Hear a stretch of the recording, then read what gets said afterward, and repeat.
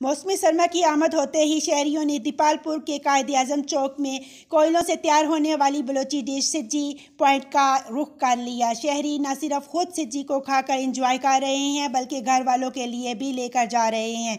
शहरियों ने सिज्जी को सर्दियों की ज़बरदस्त डिश करार दे दिया। मज़ीद जानते हैं इश्तियाक अहमद जट से। जी, सरमा का आगाज होते ही जहां शहरी अपने जिस्म को सर्दी से बचाने के लिए गर्म कपड़ों का इस्तेमाल करते हैं, वहां जिस्म में हरारत पैदा करने के लिए गर्म गजा का इस्तेमाल बढ़ जाता है।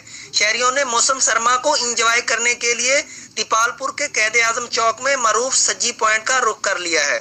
शहरियों का कहना है बलूचिस्तान की डिश सज्जी सर्दियों की जबरदस्त और गजाइयत से भरपूर डिश है, जिसे खाकर न सिर्फ वो खुद एंजॉय कर रहे हैं बल्कि अपने घर वालों के लिए भी पैक करवा कर ले जा रहे हैं। इसके अलावा गर्मा गर्म तिक्के कबाब भी शहरियों की पसंदीदा गजा बन चुकी है। शहरी जौक दर जौक फास्ट फूड को एंजॉय करते नजर आ रहे हैं।